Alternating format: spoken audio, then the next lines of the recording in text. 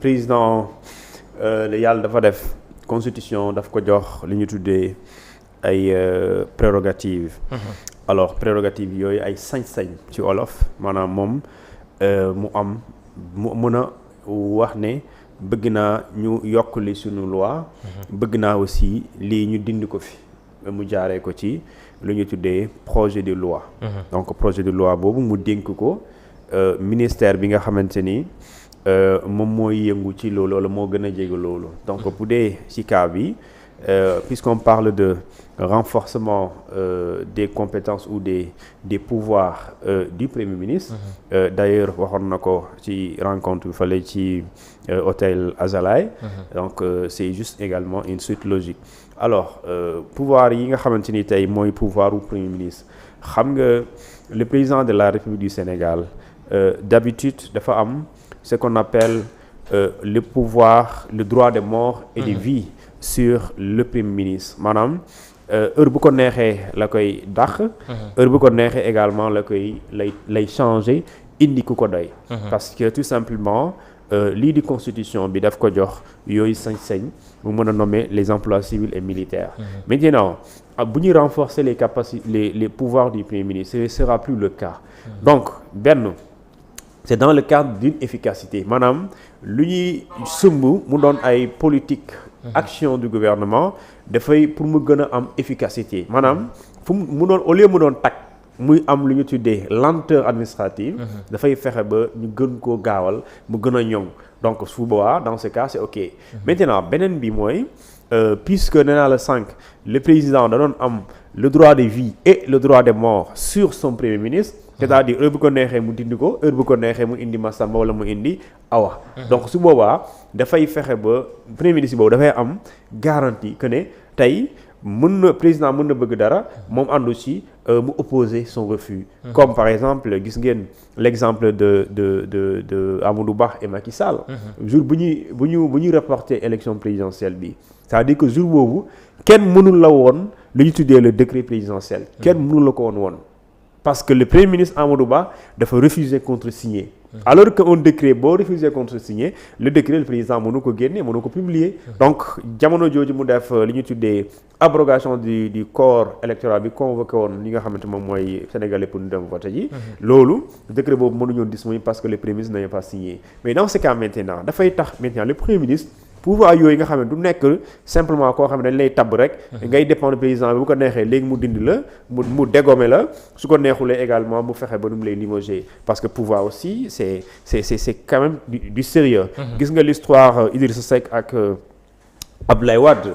Alors les gens parlaient à un moment donné li ñu tuddee dualité au sommet de l'État. Donc bu mu ko sentiree mu gis ne Idrissa Seck mii wala mu jox ne kii su ma ko fi jëleewul dina moom mooy doon ku may wutu wala ku may remplacer parce que dégg naa ko ci ay enregistrement donc aussi Abdoulaye Wade fexe ba dindi ko et pare monter un dossier contre lui. C'est-à-dire ici également il s'agira de donner le Premier ministre comme ni ñu tuddee des assurances et des pouvoirs yu koy permettre li nga xamante ne la ñuy xaar ci moom ñu tuddee ko le coordonnateur des actions du gouvernement. Ou bien la coordination gouvernementale mu def ko comme ni ñu koy xaaree. Parce que aussi à la limite booy liggéeyloo nit da nga koy jox et les moyens.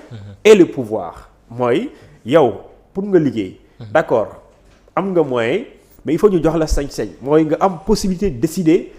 te xaaruloo président. nga am possibilité également def te président xaarul mais ci ndigalu président ngay defee. Donc dans ce cas également il y va de l'intérêt justement de cette politique gouvernementale bi nga xamante ni moom la ñuy dresser pour l'intérêt des Sénégalais. Alors tey jii bu fekkee renforcer nañu pouvoir kii di premier ministre est-ce que tey jii dina jarati nuy wut li nga xam ne nag moo di vice président ndax boo fàttali ko lii di projet PASTEF vice président bokkoon na ci li nga xam ne nag moom la ñu mébétoon. Mais xam nga. ci réew loolu ñaar yooyu mënul nekk. Soit yow yaay tànn système bi nga bëgg. Soit da ngay tànn système présidence ak vice-présidence. Ou bien nga tànn système présidence ak primature. Léegi yow yaay xool maintenant ñoom dañuy fexe ba. Renforcer les pouvoirs du Premier ministre. Et non supprimer la primature. Maintenant bu fekkente ne. dama comprendre bu baax ñoom lu ñu waxoon. dañ ne il ne s'agit pas de ce mandat. Mais il s'agit du mandat prochain en 2029. Et là c'est également boo bëggee def loolu. gis nga li ab Macky Sall defoon en 2019 su ma juumlee bu mu defee ce qu'on appelle la suppression du poste de premier ministre. C'est-à-dire que ce sera le même cas. C'est-à-dire que par voie disposition réglementaire. mën nga supprimer le poste de premier ministre mais aussi par voie législative ou référendaire. mën nga supprimer le poste de premier ministre. Maintenant dans tous les cas c'est-à-dire que boo ko supprimer la pertinence ou la pertinence ou est également lu ñu koy tuddee li tax muy am solo. mu ngi dépendre ci boo ko supprimer lan nga ciy def.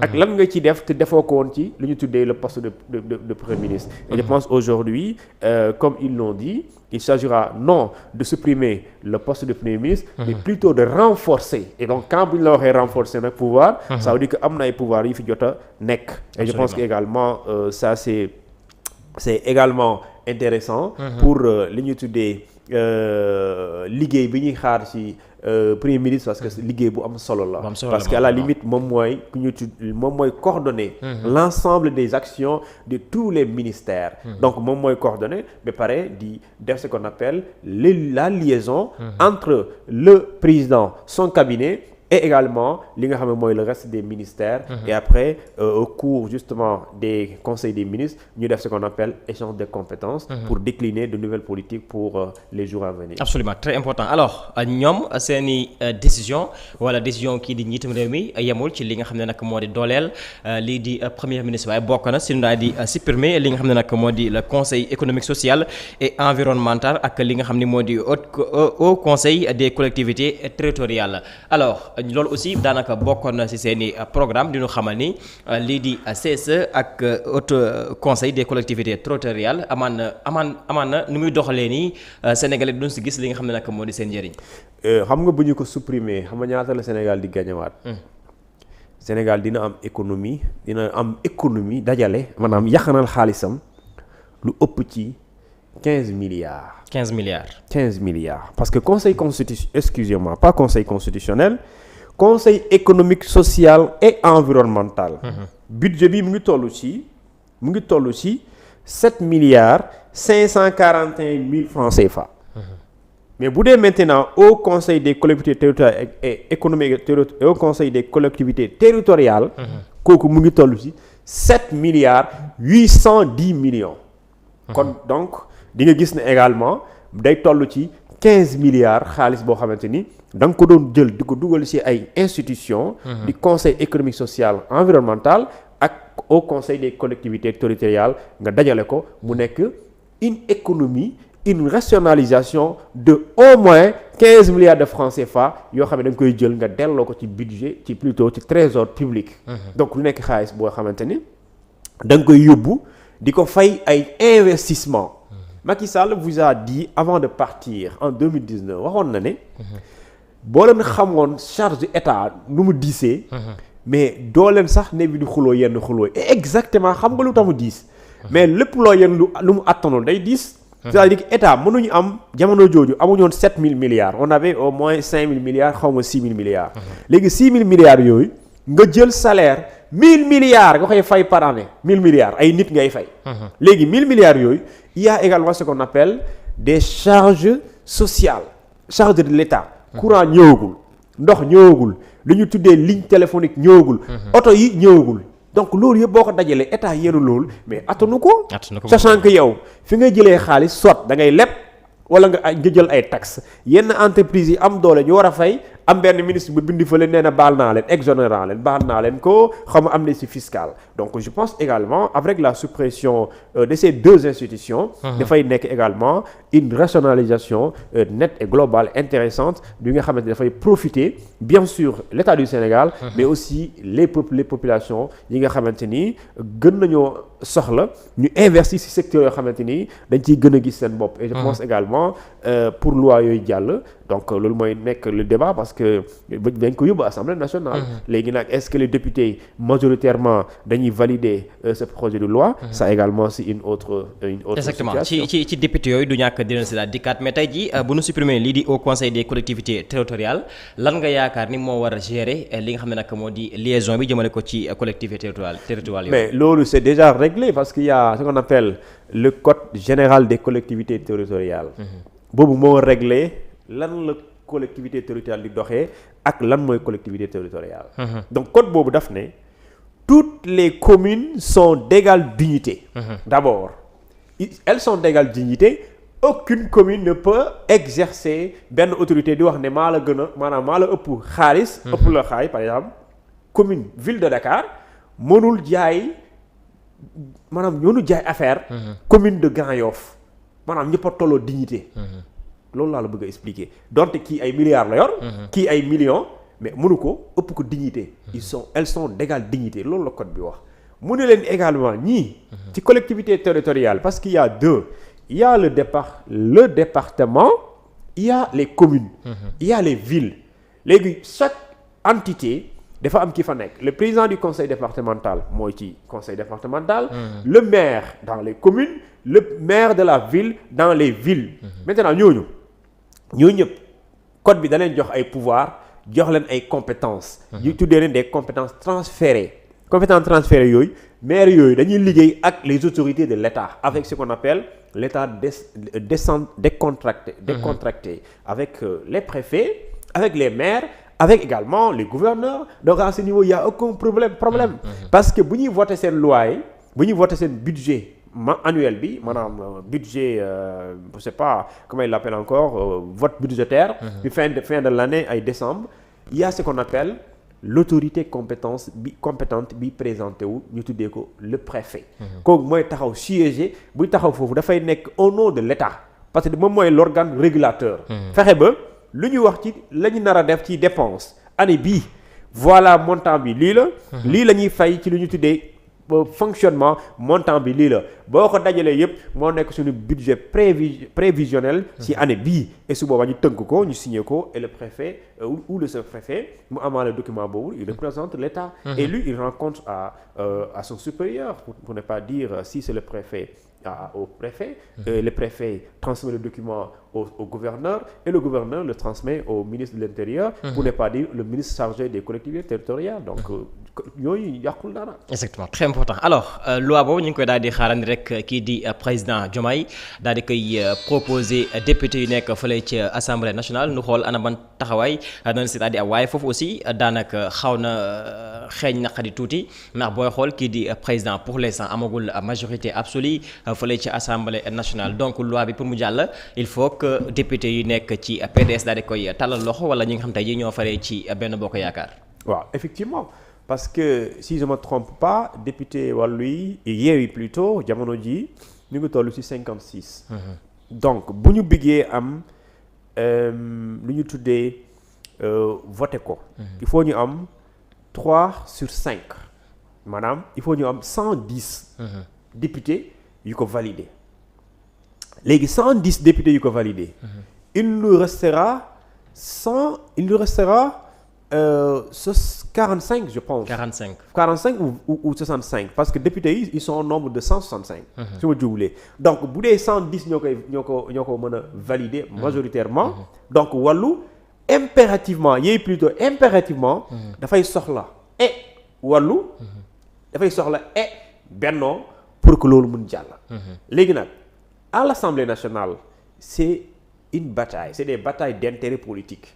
des fois moo fay am donte warul nekk bataille d'intérêt de parti mais dafa war a nekk des batailles d'intérêt du peuple sénégalais parce que ils sont élus au nom et pour le compte du peuple sénégalais et ils agissent au nom et pour le compte également de ces Sénégalais là. Maintenant s'il s'agit maintenant le ministre bi dem assemblée défendre projet boobu de loi ne expliquer pourquoi ñu war a supprimer ces institutions expliquer lan mooy nekk avantage suppression bi ak Sénégal lan la ci gagné ak Sénégal lan la ci doon ñàkk.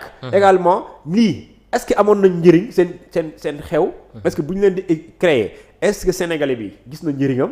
bu ko gisulee les ministres s'ils convainquent les députés. je parle de manière rationnelle bu convaincre les députés yi mën nañu voter boobu projet. maintenant Sénégal nag fii c'est rare de voir des députés qui votent par conviction.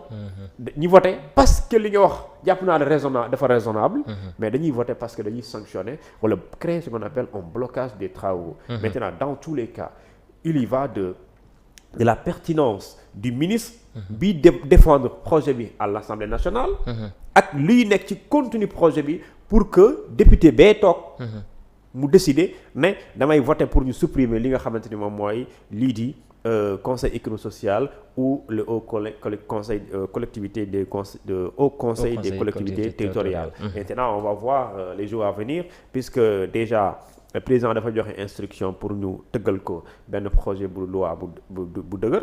On verra le contenu d'ici quelques jours. Exactement contenu boobu dina si des ba tey naam bu fekkee am nañu yaakaar député wàllu yi approuvé li nga xam ne nag moom moo di projet de loi boobu mais est-ce que tey jii yaakaar nga député Benno Bokk Yaakaar yi daal di voté li nga xam ne nag moo di projet de loi boobu parce que sa biir wax nee nga daf bataille politique dafay am donc seen diggante naam bataille politique mi ngi si daal di xeeñ mais est-ce que tey jii nekkul benn stratégie bu ñu teg pour bloquer li nga xam ne nag moo di loi boobu. waaw léegi xam nga député yi par exemple d'abord député yi c'est comme ni ñuy wax rek koo gis ci kër la jógee.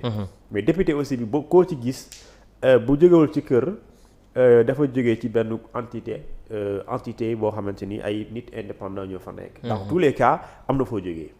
léegi fi nga jógee li ma lay wax sànq intérêt loolu ngay défendre. loolu ma doon sa intérêt. parce que démb su ma jumlee il y a une certaine opposition. qui est en train di jóg. une opposition xaw ma fan la koy farale. mais am na buy jóg léegi. est-ce que dafay commencer juddoo Assemblée nationale.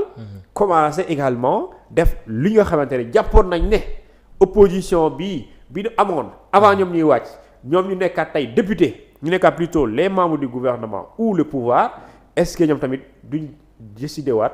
def exactement lu ñu doon ñëwee di def parce que su boobaa ñoom seen entendement mën na doon par exemple ñun bu ñu nekkee pouvoir député yi ñoo ñu doon bloqué ci ay travaux. maintenant xam nga. même bu may xool l'histoire de cette législature de cette 13e législature il y a pas eu des travaux yi nga xamante dañ leen bloqué ba assemblée mujjul jàllale loi bu mu bëgg dans tous les cas assemblée heure bu indee loi boobu jàll na même bu dee dafay toog ñu téye ñi yëg ci table yi kii yenu urne bi wala kii yenu fii kii jaar fii gendarme yi ñëw dans tous les cas dañu mujjee voter loi et loi bi su boobaa ki nga xam moom mooy pouvoir moom mooy jël li nga xamante ni moom mooy remporter parce que moom mooy ëppale voix.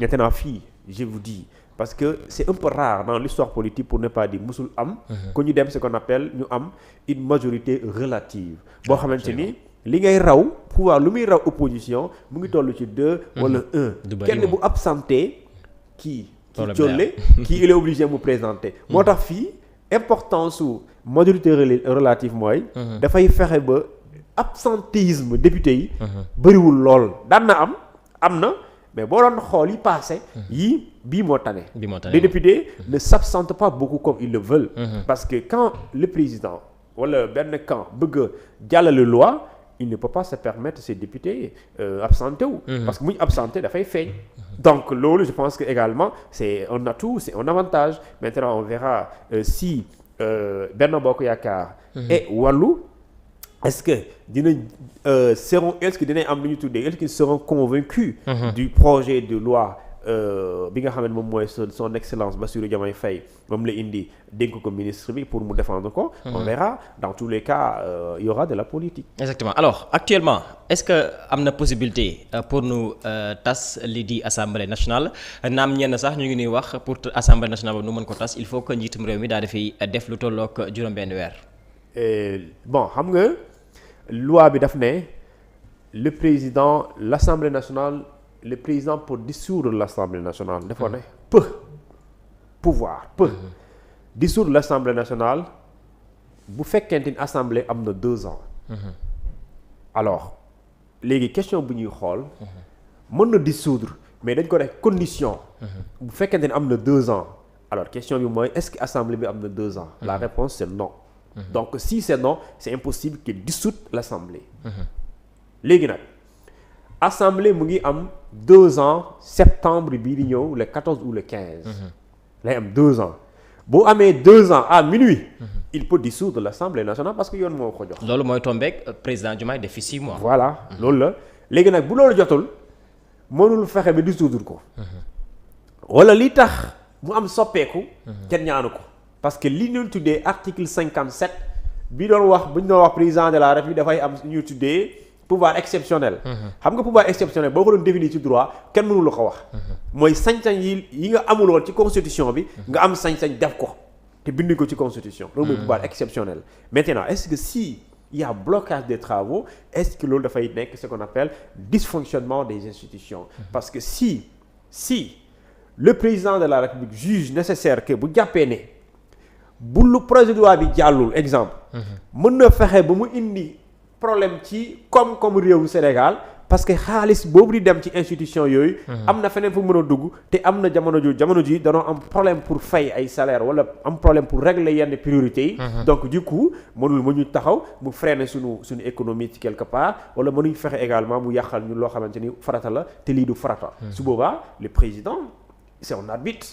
su boobaa mën na utiliser ce qu'on appelle ces astuces parce que c'est des fenêtres pour trouver solution mais la solution la plus facile et la plus accessible mooy tey bu ñu demee Assemblée nationale ñu xool est-ce que le projet de loi est bénéfique pour le Sénégal point est-ce que baax na askanu Sénégal su dee baax na ci askanu Sénégal nga voté ko su dee baaxul nga ne je suis désolé mais du ma ko voté parce que dans tous les cas député buy voté mu ngi voté selon pertinence ak importance ak projet bi li muy changer ci dundunu sénégalais bi.